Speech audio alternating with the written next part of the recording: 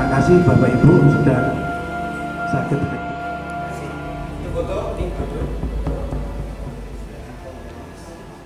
Yang patut kita renungkan, keris benda yang saya bawa ini itu dibuat dengan teknologi nano. Teknologi nano itu apa? Satuan nano, 1 nano itu sama dengan 1/1 miliar meter. Kalau diumpamakan, ini ya partikelnya seperti rambut dibelah menjadi 50.000 partikelnya, itu yang disebut dengan nano. Kenapa? Keris itu dibuat dari 3 jenis logam: besi, baja, dan logam pamor. Bagi yang belum kenal, yang sudah teman-teman ngaji zakat sudah paham, jangan pernah membayangkan bahwa sebilah keris itu dibuat dari sebatang besi. Tidak. Keris yang baik, yang kategorinya sampai kepada pusaka, itu dibuat dari 3 jenis logam. Bagaimana proses pembuatannya? Tekniknya menggunakan bakar, tempa, lipat. Dipanaskan 1000 derajat lebih. Caranya bagaimana? Ini ada satu batang besi dibakar sampai baranya merah, ditempa, dilipat jadi 2, dibakar lagi, ditempa, dilipat. Sudah berapa itu? 4, 8, 16, 32 dan seterusnya, kelipatan kuadrat. Itu namanya mewasuh besi. Jadi unsur-unsur yang ada di keris, besi, baja, logam, pamor, itu sebelum disatukan menjadi satu bilah keris, itu diwasuh dulu, dibasuh dulu. Caranya apa? Bakar, tempa, lipat, bakar, tempa, lipat, bakar, tempa, lipat, seperti kue lapis. Itu baru batang-batang pertama saja. Kenapa harus diwasuh? Karena seluruh anasir yang ada mengikuti besi, baja, dan logam itu hilang dulu. Pengotor-pengotornya hilang dulu, baru kemudian disatukan. Teknik menyatukannya juga sama dengan cara bakar, tempa, lipat. Derajat panasnya itu 1000 derajat lebih. Yang paling matang lipatannya itu sampai kurang lebih ada yang bilang 3000 lipatan, ada yang bilang 9000 lipatan. Itu buatan Empu Sendang Sedayu dari Majapahit. Bagi mereka-mereka yang sutresno keris, yang pencinta keris, kalau sudah levelnya pada level besi, itu kalau keris dibuka itu bisa menikmati. Sap-sap yang ada di keris itu bisa dinikmati. Betapa indahnya. Nanti sampelnya, sampel produknya saya akan buka, nanti masing-masing supaya tahu ya bagaimana sih lapisan-lapisan yang ada di keris itu. Nah, logam pamor yang dimaksud ini adalah titanium. Apa itu titanium? Atau yang nomor 2 nikel. Atau ini bukan berarti sama ya. Bisa titanium, bisa nikel. Nikel adalah logam yang kedua, alternatif yang paling ya nomor 2. Nomor 1 yang terbaik titanium. Titanium itu apa? Meteor, saya tadi cerita sama Pak Dedi. Meteor itu kalau jatuh ke bumi itu melewati atmosfer, betul? Sap-sapnya. Semua anasir meteor itu hancur kecuali 2. 1 batu meteor, kedua logam meteor. Batu meteor ini seperti yang saya pakai. Ini batu meteor. Ini yang kalau orang-orang perbatuan selalu bilang ini meteor Moldavit. Batu meteor yang jatuh di daerah Moldavia, daerah Rusia sana. Ini batu meteor. Biasanya dipakai untuk kesehatan, untuk apa? Untuk perhiasan. Tapi paling tidak, ya ini kalau 12 kat, 1 keratnya berapa? Sih untuk nilai ini ya, Mas bawa dia. Aja nilai ekonomisnya pasti ada. Yang kedua, yang dah hancur selain batu meteor, itu logam meteor. Nah, logam meteor terbesar yang pernah jatuh di bumi itu sekarang masih disimpan di Keraton Solo. Namanya Kanjeng Kiai Pamor, besarnya semeja ini.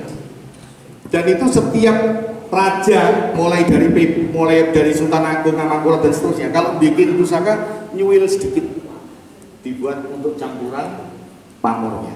Sampai sekarang masih ada. Namanya Kanjeng Kiai Pamor. Jatuhnya di daerah Prambanan. Beberapa teman ada yang dapat karena waktu jatuh itu gedenya ada, kecil-kecilnya ada. Yang kecil-kecilnya juga dikuasai oleh beberapa orang sekitar situ, kadang-kadang nyampe juga ke kita. Ya kita pikir kalau pas lagi muncul, Pak. Oke, apa istimewanya titanium? Jadi saya ingin memberikan ini sebuah renungan. Anda tahu pesawat ulang-alik?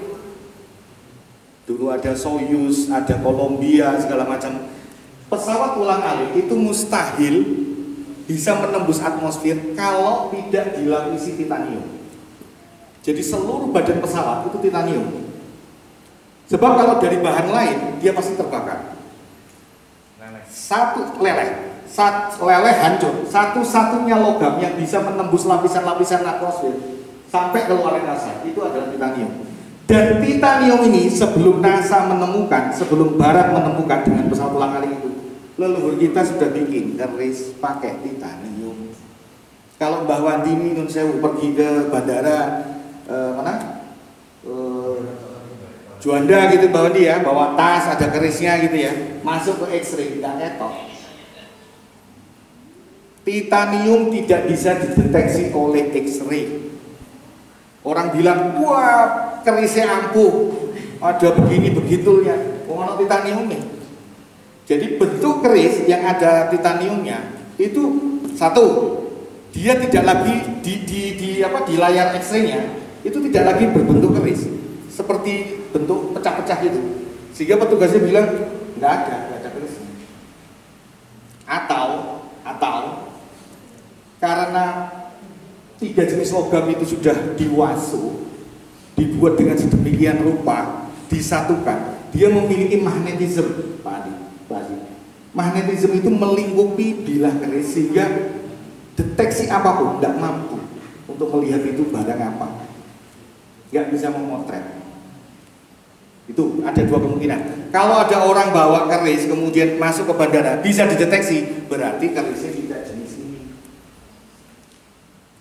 Berarti jenis yang dibuat oleh empu di bawahnya. Jadi empu itu ada empu keraton, ada empu jawi, empu lebet, ada empu jawi. Empu lebet itu untuk kelas-kelas pusaka yang keraton, empu jawi itu masyarakat banyak. Oke, itu renungan kedua. Ini patut menjadi renungan sebelum kita berdiskusi nanti. Renungan keempat, ada konsep ksatria sejati, konsep ksatria Nusantara. Seorang laki-laki Nusantara disebut laki-laki kalau sudah punya 5. 1, wismo. Wismo itu rumah itu tempat tinggal, boleh apartemen, boleh apapun. Boleh rumah sendiri, boleh kontrak. 2, wanito itu sebetulnya keluarga. Bukan wanito itu terus gak dibojo pokoknya di wanito akeh ya enggak ya. Wanito ini maksudnya keluarga. Saya pernah berdiskusi dengan Profesor Dr. Simuk, mantan rektor IAIN Sunan Kalijaga, almarhum. Itu syarat untuk orang belajar tasawuf itu 2. 1, dewasa. Dewasa itu ditandai dengan sudah menikah. Kalau orang belum menikah itu belum dewasa. Ya iya, itu menurut Prof. Simul ya. Kedua, harus ada gurunya, baik guru fisik maupun guru batin. Kalau tidak ada dua-duanya ini, jangan belajar tasawuf. Itu kata Prof. Simul. Dulu pernah diskusi agak dalam dengan saya dari sebuah kesempatan. Kemudian ketiga, turonggo. Turonggo itu kuda, artinya kendaraan. Kalau sekarang mobil, motor, sepeda dan sebagainya. Jadi dia kesatria sejati kalau sudah punya wismo, wanito, turonggo. Kukilo itu burung, bunyi-bunyian. Kalau sekarang ya home theater, LCD gitu ya, punya karaoke di rumah untuk hiburan. Kelima, curigo. Curigo itu keris. Keris itu lambang pertahanan diri, lambang keamanan. Kalau sekarang ini curigo itu apa? ATM gitu ya, punya. Dia kan punya pertahanan diri dengan ATM, dengan asuransi jiwa gitu ya, asuransi kesehatan. Yang ingin saya sampaikan adalah konsep kesatria Nusantara itu dianggap kesatria lengkap kalau sudah punya 5 ini adalah sebuah perlambang. Kalau curigo itu ditafsirkan dengan keamanan diri, punya satpam, punya pengawal, punya bodyguard, boleh. Itu adalah interpretasi modern. Tapi curigo sendiri itu adalah keris, Artinya lambang keris itu harus ada. Mohon Sewu, ini Kang Adi Dalang ini kebetulan hadir. Mas Adi, monggo katuran minara sudah dimulai. Ini Mas Adi Dalang Soekarno. Oke, saya lanjut ya. Jadi maksud saya, bahkan gini, di bukunya The History of Java, buku The History of Java, Raffles, itu mengatakan bahwa laki-laki Majapahit itu setidaknya memegang 3 keris setiap keluar rumah. Karena di zaman Majapahit, seorang laki-laki pantang keluar rumah kalau nggak bawa keris. Itu Pak Haji. Di zaman Majapahit, setiap laki-laki yang keluar rumah harus bawa keris. Karena kalau nggak bawa keris, dia dibilang telanjang.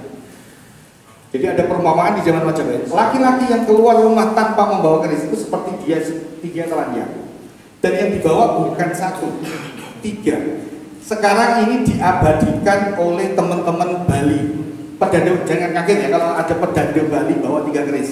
1 di kiri, 2 di kanan, 3 di belakang atau di depan. Yang banyak di belakang. Yang kiri itu adalah kancing gelung atau pemberian dari mertuanya. Yang kanan adalah keris pemberian dari ayahandanya. Yang 1 di belakang atau di depan itu milik dia sendiri. 3 keris. Itu lambang pertahanan diri. Makanya disebut kesatria Nusantara, kesatria sejati kalau sudah punya 5 ini. Mas Hafiz sudah punya ya. Wismo akeh. Wanita insya Allah lebih dari 1. Turonggo yang kayak milih ya Mas Hafiz ya. Kukilo banyak. Perkututnya banyak. Turigonya juga ada beberapa. Oke, itu renungan keempat. Berikutnya, dulu ilmu pengetahuan tentang keris itu disebut sebagai Kawruh Padurungan.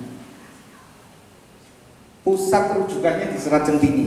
Serat Centini itu ada 4 buku. Di salah satu bukunya itu ada bab tentang keris, tentang dubung di Serat Centini.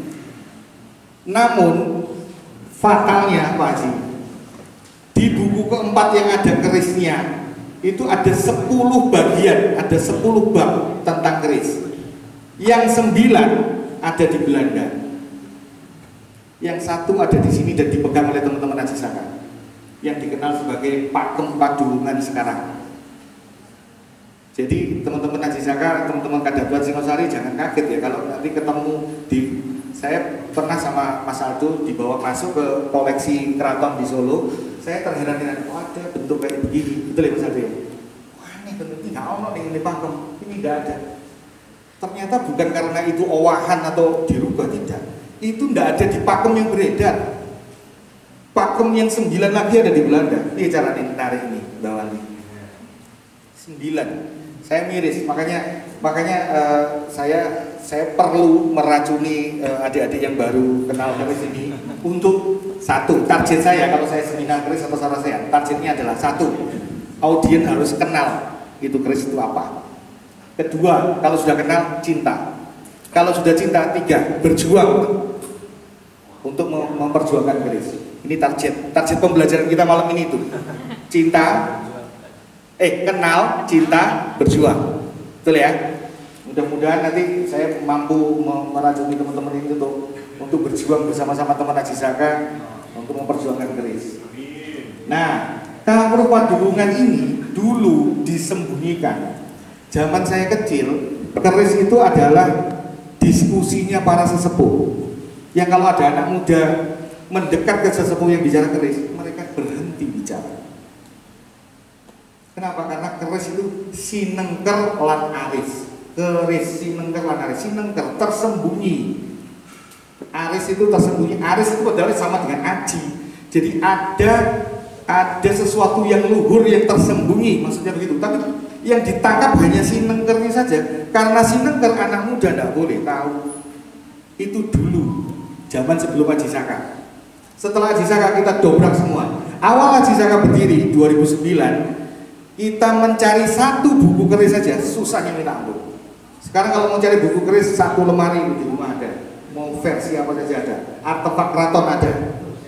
Silahkan mau baca. Enggak, belum menjadi kerisologi. Belum menjadi sebuah bagian dari mengetahui. Ini ahlinya Pak Haji sama Bu Ari, Bu Nofrida. Iso enggak keris itu jadi kerisologi?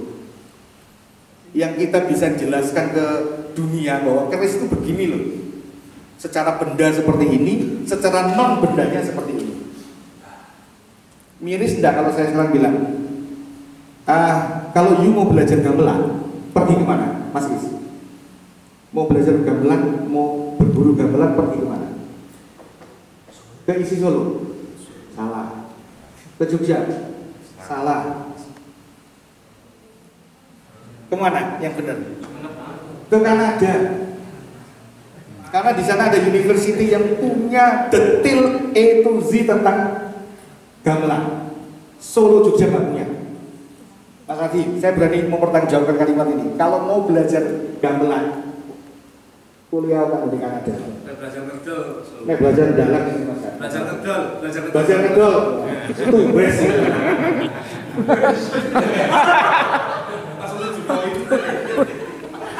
Guyon, kok diomongno wonge aja. Enggak apa-apa, Mas. Enggak apa-apa. Ternyata Bu Ari Kamayanti, Dr. Ari Kamayanti dan Dr. Haji kenal dengan Wes. Baik, tidak apa-apa itu ya teman kita juga. Nah, tantangan ke depan. Ini saya nantang ini. Padi Nusantara bisa nggak bawa keris itu tidak hanya sekedar kamus tapi menjadi kerisologi? Tak ewangi. Apa yang saya punya di fotokopi di jerone utek kuwi duplikasi silahkan. Ya, ini tantangan. Supaya apa? Supaya keris tidak hanya sekedar sinengker tersembunyi, sinengker lan keris. Kadang-kadang ada olok-olok Bu Ari. Keris itu barang melungker ora iso digawe ngiris. Barang melungker gak iso digawe ngiris itu kan olok-olok saja. Makin tajam olok-olok terhadap keris, makin hilang ini kalau hubungan dan makin tidak menuju kerisologi. Padahal keris itu ayat kalau saya bilang. Nanti saya akan berikan contoh. Kenapa Aji Saka sebagai paguyuban itu lambang kerisnya keris brojol? Pernah dengar ya keris brojol ya? Kerisnya dukun beranak. Zaman dulu, zaman mbak-mbak kita, setiap dukun yang membantu persalinan bayi itu selalu memiliki keris brojol. Karena brojol itu berasal dari kata hambrojol, terlahir. Padahal maknanya itu terlahir kembali. Hambrojol keris brojol itu sebelum Islam memperkenalkan puasa Ramadan kemudian hari raya Idul Fitri kembali suci, leluhur kita sudah mengenalkan brojol. Konsep terlahir kembali. Setiap manusia itu dari mana mau kemana. Sangkan paraning dumadi yang kemarin diskusi di filsafat akuntansi sangkan paraning itu. Akuntansi sangkan paraning dumadi itu berasal dari brojol, dari keris. Keris brojol itu mengajarkan pada kita bahwa kita ini sudah terlahir ke bumi ini, dan ketika kita mau menghadap pada yang kuasa maka harus kembali suci seperti bayi. Maknanya dari mana? Dari keris brojol. Nah, yang kayak begitu kok tidak kita jual keluar, tidak kita kerisologikan. Ini renungan dan tantangan buat Padi Nusantara. Renungan ke-6, ini belum masuk ke materi loh, baru ngerenung aja. Belajar keris sama dengan belajar ilmu pengetahuan yang lainnya, minimal 10. Orang belajar keris pasti belajar sejarah. Karena keris ada kaitannya dengan sejarah peradaban Nusantara. Dari zaman kerajaan-kerajaan dari A sampai Z, mulai dari Tarumanegara, sebelumnya mungkin Akitirem sampai ke Mataram Islam. Minimal belajar seni, karena di situ ada seni. Minimal belajar metalogi seperti yang saya tadi cerita, bagaimana keris dibuat dari 3 logam. Belajar filsafat, setiap keris itu ada bacaannya, ada filosofinya. Keris itu ada yang lurus, ada yang low. Yang lurus itu namanya tidak hanya satu. Keris yang lurus hanya satu rician, pejetan, namanya brojol. Pejetan ada tingilnya, namanya tilam sari. Pejetan ada gerendeng, namanya jalak ngore.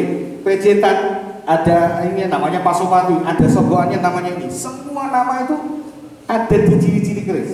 Dan setiap nama keris memiliki filosofi yang masih kemudian. Itu filosofinya. Ada bahasa. Belajar keris, belajar bahasa.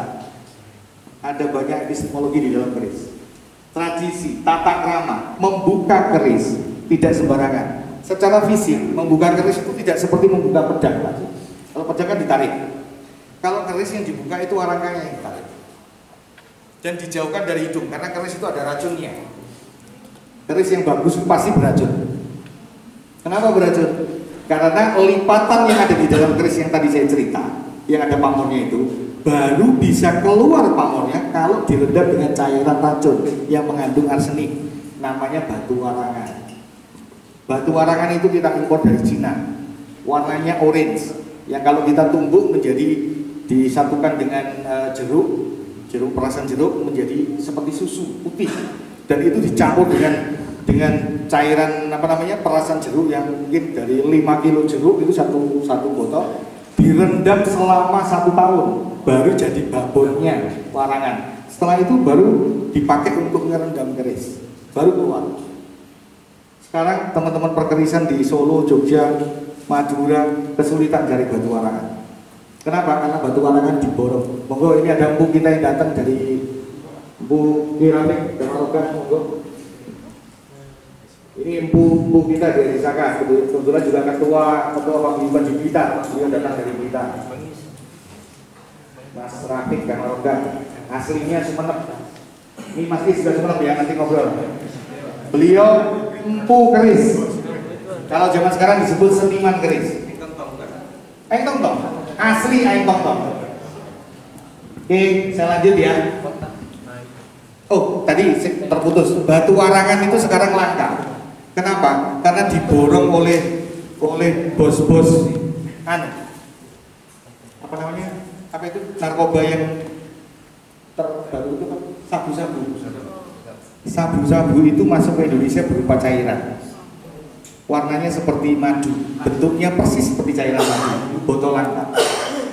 Masuk ke Indonesia, masuk ke penjara-penjara yang ada produksinya, ditambah dengan batu warangannya untuk distilasi, itu jadi kristal. Jadi kalau teman-teman keris sekarang ini kesulitan cari batu warangan, jangan kaget karena batu warangan sudah diborong oleh bos-bosnya. Sabu-sabu mahal sekarang batu warangan. Makanya teman-teman sekarang kalau memarangi tidak dengan batu warangan, tapi dengan arsenik, untuk arsenik kimia itu kurang bagus hasilnya. Tapi kalau sudah pakai batu warangan mahal. Sekarang 1 gram berapa? Cak, batu warangan 1.200.000 1 gram.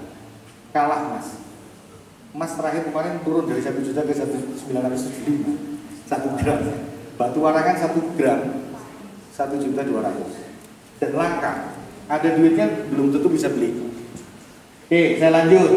Berikutnya belajar sikap hidup, belajar peranata sosial, belajar matematika. Karena di keris itu juga ada petung padungan, perhitungan tentang keris. Jadi keris itu ada tanjung jempol, ada hitung-hitungannya, sudutnya berapa derajat, condong leleh itu namanya, berapa derajat, kemiringannya berapa derajat.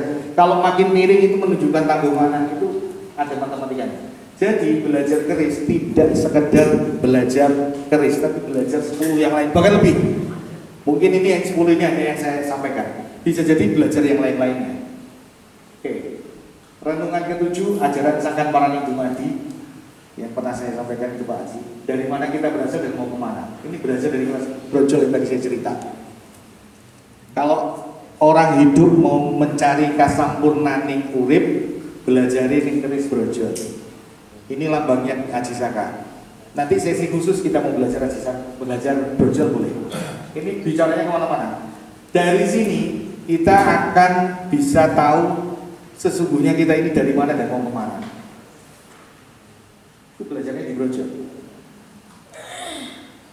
Nah, 7 renungan yang saya sudah sampaikan di atas membawa kita pada pertanyaan, apa itu keris? Ya keris ya itu gitu ya. Tapi apa itu? Keris itu apa? Saya tanya ini di depan forum para pedanda di Bali. Pedanda, keris itu apa? Tidak ada yang bisa jawab. Ya keris itu, ya ini keris. Ya apa itu? Apa sih bisa jawab? Maksud saya begini. Pertanyaan saya ubah. Apa itu batik, Mas Is? Batik itu apa? Kain. Seni. Bukan batik. Kain bermotif batik. Tapi bukan batik. Batik itu punya yang namanya genetika batik.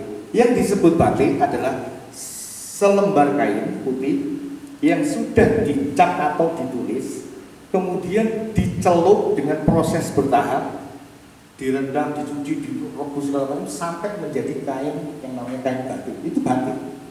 Di luar itu tidak bisa disebut batik. Nah, lalu kalau kita kembalikan lagi ke keris, keris itu apa? Ya, pokoknya kalau barangnya seperti ini, keris. Mau kuningan, mau seng, mau apa keris? Nggak bisa. Nanti akan saya jelaskan keris itu apa. Itu baru apa? Apa itu keris? Kenapa harus keris? Untuk apa? Apa pengaruhnya? Saya misalkan karyawan di Indofood, kerja tiap bulan dapat gaji, cukup untuk keluarga saya, untuk diri saya. Sejahtera, sejahtera, alhamdulillah. Terus ngapain saya harus punya keris? Untuk apa? Apa pengaruhnya? Apa kepentingannya seorang anak bangsa punya keris? Itu pertanyaan. Nah, belum lagi kita bicara kenapa keris itu dipinggirkan, dimarginalkan. Angger ana wong ngomong keris, setiap ada orang politisi masyarakat, kuno kamu itu, dukun kamu itu. Betul nggak? Padahal karya ini karya yang luar biasa. Yang tadi menuju ke kerisologi lagi tantangannya. Nah, pertanyaan ini kita jawab satu-satu ya, supaya kita kenal. Karena ada pepatah tak kenal maka tak sayang. Keris. Keris itu ada yang bilang katgo atau katga. Ini nama lain. Ada yang bilang duwung. Ini istilah Jawa. Ada yang bilang gaman. Kalau orang Kediri, Mas ya, Mbah Bangun ini Kediri, Mas Arik. Nek ngarani orang keris, gaman. Mbahmu biyen duwe gaman. Samanya dimaksud ada keris. Ada yang menyebutnya curigo. Curigo manjing marangka jumbuhin kawulolan Gusti. Curigo itu juga keris. Kalau yang tinggi ada yang namanya wangkingan karena ditaruh di belakang, di wingking. Kalau orang Sumatera menyebutnya aliamai. Kalau Bali disebutnya kadutan atau kedutan. Kalau orang Bugis menyebutnya gajang atau tapik. Orang Barat menyebutnya kris atau kres, nulisnya dia pakai e. Kris atau kres itu orang Barat. Ini adalah nama lain dari keris, ya. Nah, keris sendiri dari apa namanya perjalanan sejarahnya tadi dari katgo sampai ke keris itu sempurna pada abad ke-12 ketika zaman Singasari. Bahkan mencapai puncaknya di zaman Majapahit. Ini catatan ini ditulis oleh Pak Huan. Dan menyebar ke seluruh Palembang, Riau, Semenanjung Malaya, Brunei, Filipina, Kamboja, bahkan Champa dan Patani di Thailand. Kalau di Thailand ada yang namanya Sundang, kerisnya mirip pedang. Itu juga keris. Nah, ini perkembangan perjalanan keris ini mengingatkan saya pada ini ada yang orang Malaysia enggak? Malaysia? Enggak? Serius? Oh, bukan. Aku rada gak seneng ya wong Malaysia.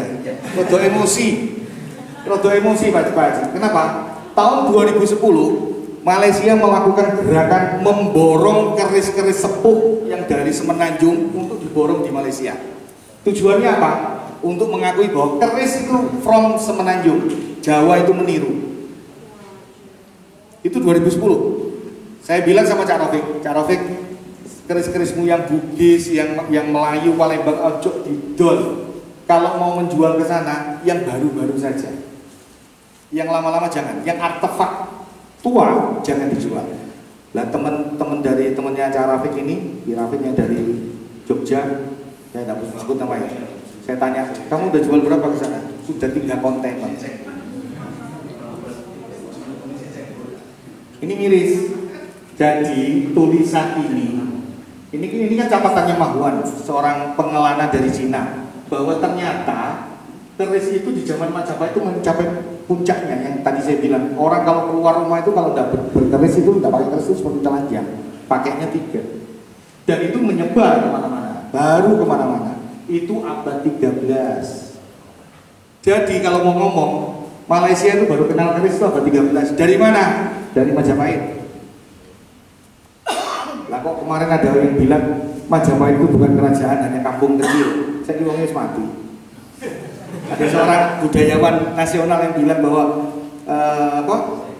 Sriwijaya itu kumpulan perompak, Majapahit itu hanya kampung kecil, bukan kerajaan. Nggak ada buktinya. Artinya trawuran. Dalam makanya itu.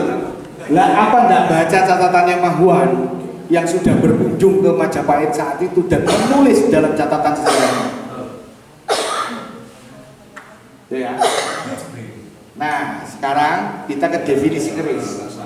Saya minta tolong ke Mas Is dan teman-teman Padi Nusantara. Seluruh buku keris yang sekarang ada tidak pernah mencantumkan definisi keris itu apa. Jadi sampai detik ini tidak ada definisi keris secara tekstual. Bantu saya Mas Is. Keris definisinya bisa dirunut dari 4 ini. Apa yang disebut keris? Senjata tradisional khas Indonesia yang merupakan senjata fisik atau tusuk yang berkembang menjadi senjata non fisik, sifat kandel itu piandel, pembangkit sugesti diri, dan memiliki genetika. Ini saya jelaskan di next slide ya. Memiliki genetika itu memiliki persyaratan pembuatan dan memiliki makna perlambang atau makna filosofis. Ini kalau dirangkum menjadi satu kalimat, tolong bantu saya, baru jadi definisi keris buat bukunya. Nanti dirujuk oleh teman-teman yang lain, oleh penulis-penulis yang lain. Karena sampai detik ini, saya ngumpulin buku-buku keris, selalu dibilang keris adalah budaya Nusantara yang tersebar begini. Tapi keris itu apa? Nggak ada. Definisi sampai sekarang itu nggak ada. Saya pun keliling Indonesia, sarasian keris, seminar keris, nggak pernah bisa menunjukkan definisi keris. Karena itu tadi, kerisologinya belum sampai kerisologi. Baru kalau keris itu ya ini. Kurang satu Mas. Ya. Dagangan larang. Oke, gitu ya. Jadi definisi keris nanti yang akan disusun oleh Mas Is dan teman-teman merujuk pada 4 hal ini. Dia adalah senjata tradisional khas Indonesia yang merupakan senjata fisik, senjata tusuk.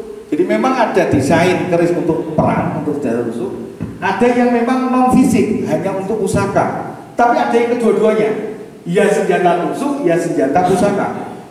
Dan memiliki genetika, memiliki persyaratan pembuatan. Kemudian memiliki makna perlambang. 4-4-nya ini satukan Mas, 5 ini ya, baru jadi definisi keris. Saya tunggu ya Mas Is ya. Sekarang kita jelasin genetika keris itu apa.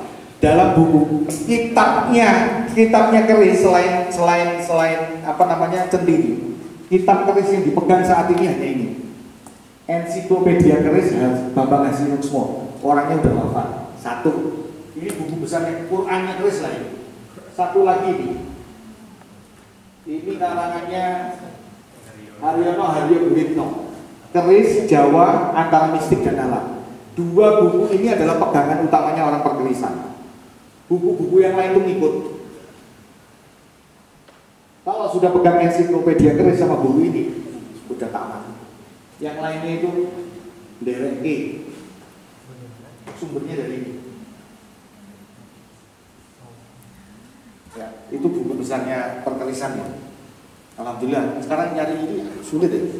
Sudah sulit ya, Ensiklopedia keris itu terakhir saya ketemu di Gramedia dan Togamas itu 2011. Setelah itu tidak ada. Ada di Tokopedia tapi fotokopian. Jadi orang yang punya ini di fotokopi nggak disampuli kayak begini terus dijual. Yang seperti itu yang original itu sudah nggak ada. Oke, genetika keris itu apa? Kalau di dalam ensiklopedia keris Yang disebut keris itu ada 4 persyaratan ini. 1, keris harus terdiri dari 2 bagian utama, yaitu ada bilah termasuk besi dan ada bagian gonjo. Nanti saya jelaskan kalau praktek nanti ya. Jadi keris itu ada 2 bagian. 1 bilah, kedua gonjo. Itu lambang dari Linggayoni. Oke. Kemudian kedua, bilah keris harus selalu membuat sudut tertentu terhadap gonjo, disebut condong leleh. Keris itu adalah senjata asimetris, miring. Yang pertama dari Mas Dayat, Pak Dayat ya, pengen tentang historical keris. Keris itu mulai, peradaban keris itu mulai kapan sih? Dari berbagai literatur yang saya kumpulkan, keris itu dimulai dari abad ke-9, bentuk keris. Ya, dan itu belum sempurna, masih berupa bentuk keris kabudan. Kalau orang-orang sekarang bilang keris kabudan, betok dan sejenisnya. Keris-keris kabudan itu abad 9. Abad sebelumnya 7, 6 dan sebelumnya itu katga. Katga itu belum bisa disebut keris sebetulnya. Dia bentuknya mirip tombak, sisi kiri dan kanannya simetris. Ya, ketika sudah abad ke-9 baru mulai bentuk keris yang punya condong leleh ada, tapi belum banyak, belum sempurna, belum terdiri dari bahan yang 3 bahan tadi, masih sangat sederhana, bentuknya juga sederhana. 9 ke 10, ke abad ke-10, yaitu abad sebelum Singosari itu apa? Kahuripan, Medang sebetulnya. Yang tepat itu Kahuripan itu kota perajanya. Nama kerajaannya Medang. Medang sebelumnya ada Medang Kamulan, Medang awal. Itu bentuknya sudah mulai bentuk keris, bahkan beberapa yang sudah sempurna, sudah punya look.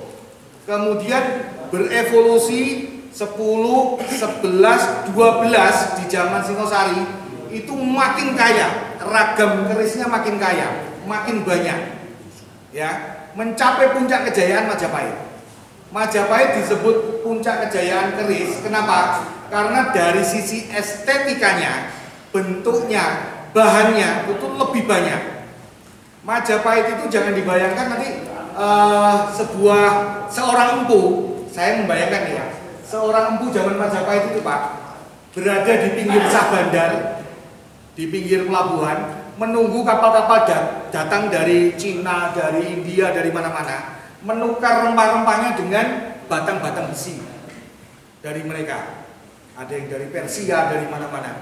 Sehingga keris yang tadinya di abad ke-9 itu terbuat dari biji besi, diolah menjadi pasir besi, diolah menjadi biji besi, diolah lagi menjadi lempeng besi, baru dibuat keris. Itu 9-10. Ketika kemudian sudah 11-12 sudah banyak perdagangan logam, sehingga pertukaran logam antar satu negara dengan negara lain itu sudah ada. Makin banyak, makin sempurna di zaman Majapahit. Makanya koleksi-koleksi artefak zaman Majapahit itu lebih beragam dan lebih sempurna. Majapahit dilanjutkan Demak, Pajang, Mataram baru, ya Mataram Islam sampai dengan sekarang. Berhenti sampai ke Pakubuwono ke-11. PB12 sudah tidak mengangkat empu. Dulu PB12, 11, 10 dan ke belakang itu masing-masing punya empu keraton. Diberi gelar, diberi kedudukan, diberi tempat, diberi besalen, dibiayai. Setelah pasca PB Sinuwun PB11 sudah tidak mengangkat empu lagi. Nah, dari situlah titik keprihatinan kita, Pak. Kalau mau bicara historical keris ya, sekarang udah nggak ada empu lagi. Makanya sangat banyak olok-olok ngaku-ngaku empu. Bahkan di ensiklopedia keris ini, Pak Bambang Hasrinoksmo tidak berani mengeklaim seseorang itu menjadi empu. Beliau menyebutnya sebagai seniman keris. Sekarang ada di ISI Solo jurusan seni keris, melahirkan para empu. Tapi itu sekolah formal, dia diajari nempa, diajari teori keris dan segala macam. Banyak sudah wisuda, kapan nanti saya dengar sudah wisuda. Ada yang perempuan, penerusnya Nimbok Sombro, empu perempuan dan sebagainya. Nah itu perjalanan historis keris mulai dari Kaga sampai keris Kabudan, sampai keris zaman Medang, kemudian Singosari, Majapahit sampai terbawa sampai sekarang. Puncak kejayaan keris yang kedua itu dialami di Sultan Agung. Era Sultan Agung Mataram Islam itu keris diproduksi besar-besaran. Jumlahnya sangat banyak dan sangat indah. Inatah-inatah Kamarogan, inatah emas itu di zaman Sultan Agung. Pamor-pamor yang bagus itu di zaman Sultan Agung. Itu kebangkitan keris kedua setelah kebangkitan keris pertama di zaman Majapahit. Clear Pak ya? Itu historis kalau Bapak pengen tanya. Ada keris gandring di Ponegoro, Kalijogo, ya memang kita mengenal peradaban kita, sejarah kita. Ada tokoh-tokoh besar yang pegang keris, atau dikenal karena kehebatan kerisnya, atau dikenal karena menyandang keris yang dibawa sehari-hari. Panglima Sudirman selalu nyengkelit keris, Bung Tomo selalu nyengkelit keris. Di Ponegoro apalagi, setelah kerisnya dilucuti baru dia bisa ditangkap. Ya, gandring. Kalau bicara gandring, kita punya tafsir tentang keris gandring. Tadi saya bilang gandring adalah industri militer. Cerita keris empu gandring bukan cerita satu keris punya empu gandring milik Ken Arok. Ken Arok pesan ke empu gandring keris sejumlah 30.000 keris. Untuk apa? Untuk suksesi, untuk pengambil alihan kekuasaan. Jadi keris gandring itu tidak satu. Keris gandring itu jumlahnya banyak. Beberapa artefak tulisan menyebutkan ada 30.000 lebih untuk pasukannya. Yang disebut Kebo Ijo itu bukan sosok orang namanya Kebo Ijo, tapi semacam kesatuan militer yang sekarang jadi Arhanud. Lambangnya itu memang gambarnya kebo, gambarnya banteng, dan warnanya benderanya hijau. Dan itulah yang dipakai oleh Ken Arok untuk mengambil kekuasaan di Ulametu. Itu tafsir yang berbeda. Jadi salah kalau ada orang mengejar kan, aku muatin boleh keris Ken Arok, keris gandring. Bisa pirang-pirang. Saya juga punya. Makanya itu orang-orang Haji Saka punya semua keris gandring. Ini berapa Mas? Ya, itu tafsir Pak ya. Jadi kalaupun ada yang mengatakan keris gandring satu, monggo. Enggak, yang saya maksud bentuknya. Oh, kalau bentuknya diskusi ini ya, yang betul-betul dipakai untuk mengeksekusi Tunggulametu itu bentuknya kerisnya lurus, sogokan 2, bentuknya jalak Singosari. Jalak. Ada jalak. Udah jelas ya. Itu udah selesai diskusi itu di Haji Saka. Bentuknya seperti itu. Apakah kita bisa menduplikasi sekarang? Ayo kalau kita mau. Kita bikin. Barangnya masih ada. Oh, barang itu, keris itu. Ya. Bentuk sejenis itu banyak. Tapi kalau yang ditusukkan, ya nggak usah dicari. Kalau saya loh ya, orang usah digolek. Dijajal sebenarnya sih dulu. Lah kok barang digawe ngono kok digoleki. Oke, clear Pak ya. Kemudian pakem keris. Pakem keris itu bermula dari mana? Awal ketika seorang empu, misalkan nih abad 8, 9, 10 dan seterusnya. Awal seorang empu membuat keris pertama kali itu disebut sang. Misal orang membuat brojol. Pertama kali dapur brojol disebut sang brojol. Pertama kali dapur tilam upi disebut sang tilam upi. Pertama kali dibuat pasopati disebutnya sang pasopati, dan seterusnya dan seterusnya, sang saku inten dan seterusnya. Itu pertama kali maestronya, masterpiece-nya, keris pertama yang dibuat. Keris berikutnya yang diduplikasi oleh empu-empu penerusnya, misalkan membuat tilam upi di zaman Singosari, Mojopahit dan seterusnya, disebutnya dapur tilam upi. sebagai penerus dari yang sang tadi. Saya dan teman-teman membuat keris sang Amurwa Bumi. Kenapa? Karena di pakem nggak ada. Berikutnya kalau ada yang meniru itu, dapurnya adalah dapur Amurwa. Saya membuat keris misalkan untuk putra-putra saya, Karno Tinanding, Kembang Kacang Papat, ya, Cokrowijoyo dan sebagainya. Ya, itu sang Cokrowijoyo, sang Cokrobawono, dan seterusnya. Itu nanti yang menduplikasi seperti itu ya tinggal disebut dapur Cokrowijoyo. Clear ya? Terpuaskan Pak? Ya, itu pakem. Nah, pakem keris seperti itu banyak sekali, mengalir dari masa ke masa, dari kerajaan ke kerajaan. Dikodifikasi, dikumpulkan dalam satu buku, namanya buku keris pakem ono ning Centini. Centini ada 10 bab, satu bab yang beredar, 9 bab ada di Belanda. Wes colong. Clear ya? Nah, bagaimana dengan kita yang sekarang? Apakah boleh membuat dapur baru? Boleh, saya sudah bikin. Saya sama Dalang Ardi bikin. Ketika jargon Singosari Bangkit 2016 Mas ya. Ini kan juga terlibat. Saya buat keris Singo Mulang Joyo. Sang Singo Mulang Joyo. Berikutnya kalau ada yang menduplikasi saya itu dapur Singo Mulang Joyo. Lihat penanda zaman bangkitnya Singosari. Sekarang dilanjutkan oleh teman-teman Kadatuan Singosari. Pak Bupati Malang bikin keris Garuda Nuswantoro. Silakan. Kami juga sudah melakukan hal-hal seperti itu sebelumnya. Mas tanya, gimana kalau Padi Nusantara bikin keris? Monggo, ayo dibawa. Dari mana, modelnya kayak apa? Rembuk. Pilih bahannya, hitung padungannya, prosesnya dijaga, terakhir bisa dikorok. Jadi penanda zaman bahwa Padi Nusantara memiliki pusaka. Bahwa ada keinginan tadi Pak Yusuf bilang, oh Garuda Nusantara nanti sebagai pusakanya negara ini, katakanlah begitu, pusakanya Pak Jokowi atau Singgani, monggo, minimal pusaka Malang bangkit, Nuswantara bangkit, misalkan begitu, boleh. Itu juga sudah kita lakukan sebelum-sebelumnya. Yang paling penting itu adalah kesinambungan. Nah, nanti kita kan sedang berkolaborasi dengan Padi Nusantara ini, Pak Haji. Barangkali mungkin ada interaksi, ada kebangkitan kembali yang mungkin ada sumbangsih dari telatah timur Singosari ini untuk bisa membangkitkan kembali Nuswantara 1.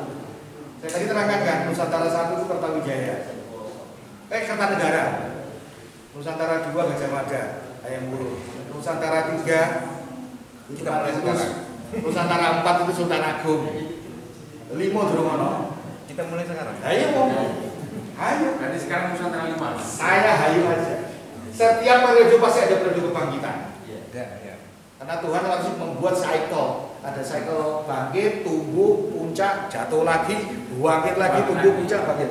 Cycle-nya kan begitu terus ya. Nah kalau kita mau bangkit lagi ya kita mau bangkit sekarang. Sekarang 801, artinya ngawal kembali. Monggo.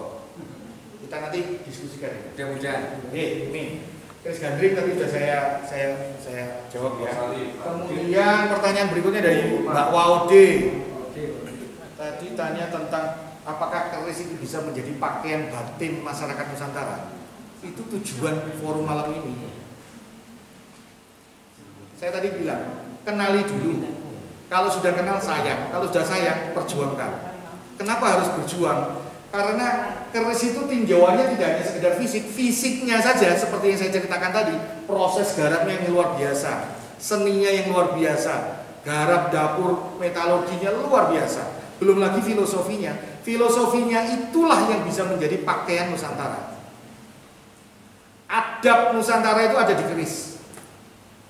Nilai-nilai luhur Nusantara itu, semangatnya, spiritnya itu ada di keris. Kalau mau digali, luas sekali. Banyak sekali. Makna simboliknya ada. Sekarang dengan terakhir tadi ada metamorfose keris ya, pusaka piandel segala macam. Kenapa kita hormat pada merah putih? Kain merah di pasar besar banyak. 1 meter paling 15.000, 30.000. Kain putih juga begitu. Tapi begitu dijahit merah putih dengan ukuran tertentu dikibarkan, semua anak bangsa hormat. Harus kita bikin pusaka yang seperti itu di keris supaya bisa hormat seperti itu. Yang menyatukan rasa Nusantara ini. Harusnya begitu. Simboliknya itu. Merah putih yang diadopsi oleh negara kita itu adalah bendera getih getah. Benderanya Majapahit itu ada dua. Satu getih getah, dua gulo kelopo. Getih getah itu merah, getih, darah. Getah itu putih, getahnya pohon. Putih, getih, getah, itu merah putih, saka merah putih. Gulo kelopo, merah, putih, merah, putih, merah, putih. Merahnya 5, putihnya 4. Dipakai Amerika, dipakai Inggris, dipakai Malaysia, dipakai mana-mana. Cuman pojok itu bintang-bintang. Perhatikan, bendera-bendera seluruh negara. Adopsinya dari Majapahit, dari getih getah. Browsing, gulo kelopo, getih getah Majapahit ketemu. Clear ya, Mbak Waude. Jadi tantangan kalau dari pertanyaannya Mbak Waude tadi, justru tantangan kita adalah bagaimana membuat keris ini sebagai pakaian batin kita. Saya dulu pernah membuat jargon Pak Haji. Keris for lifestyle. Aku bayangin anak-anak muda gitaran nyengelin keris. Keren gitu. Kira-kira makanya dibuatlah satu bentuk semacam nganggar pusoko. Jadi ada sebuah kain ludu, terus ininya dimasukkan.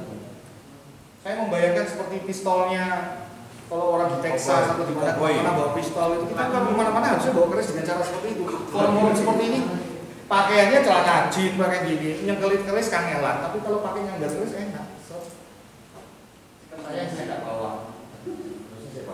Apa nggak kena undang-undang sajam? Keris Sajam. bukan sajam. Undang-undang cagar budaya kita jelas. Undang-undang darurat tahun 55 itu mengecualikan senjata tajam di keris. Di undang-undang cagar budaya yang terbaru tidak dikecualikan untuk keris pusaka. Kalau ada teman-teman bawa keris terus ditangkap polisi ya, nanti urusan kita nanti. Telepon Haji Saka, selesai. Tinggal telepon. Oke. Selesai.